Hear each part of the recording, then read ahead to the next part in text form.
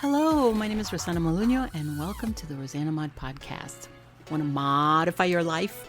That is corny, but I'm going to keep it in there.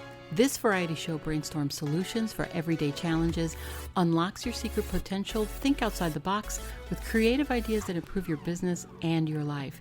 Get inspired with special guests, get motivated with how-to projects for the whole family, and learn that life is too short for anything less than being happy. Laugh with me or at me, it doesn't matter. Somebody's going to laugh.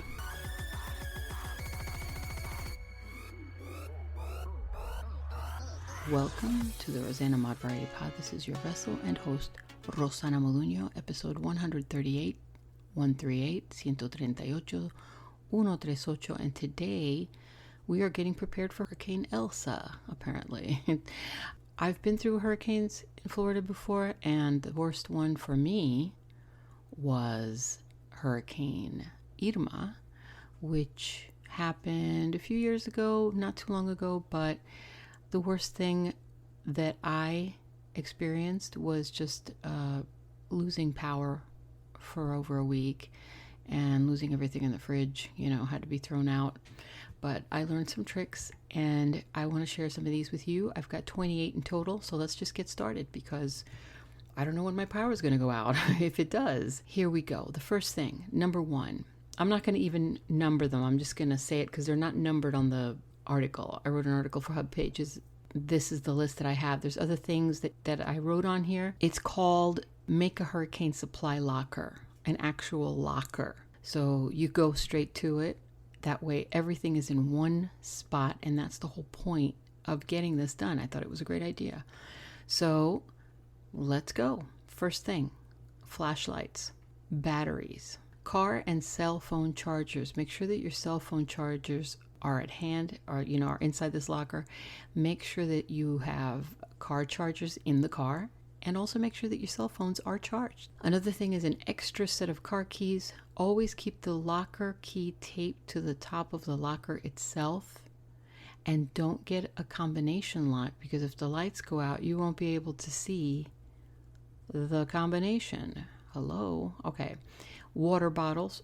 Always water bottles. I keep water bottles in the freezer as well, because if you do lose your power for a little bit, you will have ice cold bottles that you can use in a smaller box, like I explained to you in another previous episode on the first aid kit, or traveling, things that you need for food traveling, where you can make your own little cooler with plastic bags and put your food in there, and you can save a lot of your food this way. Another thing is a first aid kit. You have that in another episode. I'll link those up at the end of the show notes. Raincoats and rain boots. Not a bad idea. Another thing is maps. Always keep a map. Why? Because it depends on where you are when this thing hits, okay? Emergency phone numbers. Always keep those written, because if something happens to your phone, you don't remember your people's phone numbers, do you? Like if I asked you right now, do you know your mother's phone number? Or your father's phone number? Your brother's, your sister's phone numbers? Do you know them without looking at your phone? What I do is I have a little book, and I keep all the phone numbers in there, just important phone numbers I need, because I won't remember them if something happens to my phone. Another thing is sandbags. That if you're planning on staying inside and you're on low ground, or in your high flood zone like I am, or ground floor like I am, then you might need sandbags. A lot of places give them to you for free, up to 10 bags some places. Just find out, call around, call your city, and see what's going on. Evacuation zone. Always know your evacuation zone. Always. If you're living far away from your family or relatives or friends, find a meeting place. Evacuation zones should be written down, and you can tape this to the inside door or keep it on the outside of your locker. Another thing is tape for your windows, for your outside windows. Towels. In case you don't have sandbags, you can roll up the towels and keep them so that the water doesn't come in. Paper towels, always. Pet leashes. Eyeglasses. Don't lose your glasses. Keep those handy. Everything goes inside this locker, remember.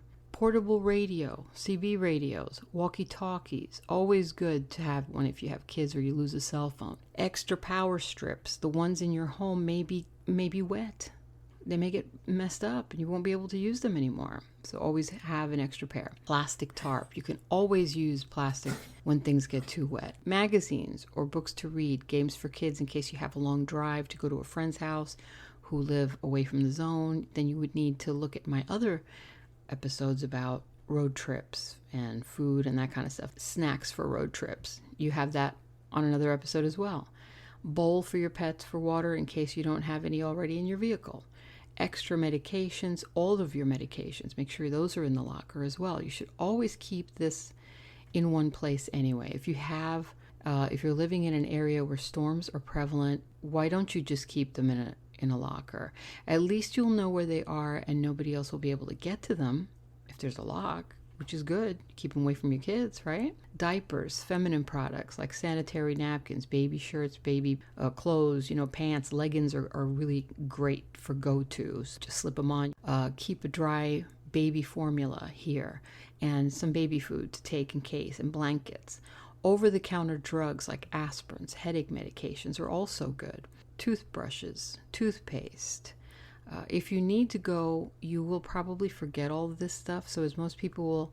And if you have to stay in a hotel or someone else's house, chances are they don't have toothbrushes for you anyway, so it's always good to keep handy. Another very important tip, always make sure that you've got cash on you.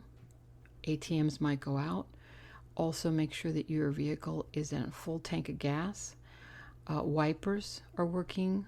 Tires are have enough air. You might want to get a fix-a-flat just in case. Make sure that your oil's already been changed. This is something that you should do ahead of time anyway. Some of these things you can leave in your car. I would suggest like the dog bowl and the tarp and the maps and that kind of stuff. And what else can I say? Over here, it's very quiet right now. It's 9:15 p.m. This is a late recording. Usually I do it early in the morning, but I had to go in today. But they let us out early because of the storm. So just raining all day. I don't even think I heard lightning. It was just raining. But right now it's very quiet and very still, which is very creepy, to be honest. And they said it was going to start raining at 10 o'clock, so we have 45 minutes. I will let you know how everything goes tomorrow. Hopefully I will have, I will have power. Also, you might want to remember that, this is just another tip, shut everything down. Like, don't leave it on sleep mode, your computer. Just shut down your computer completely. And if you can elevate your stuff, and you live on the ground floor in a flood zone, elevate your things that are electric. Your computer, if it's on the floor, you might want to lift it up and put it up on top of your desk or on top of a box or something. And just make sure that nothing that can get wet and messed up doesn't get wet and messed up. All right? All right, well, stay safe, and I will talk to you guys tomorrow. Let me see what's tomorrow. Tomorrow is Wednesday work, so we'll talk about business. All right, in with the outro.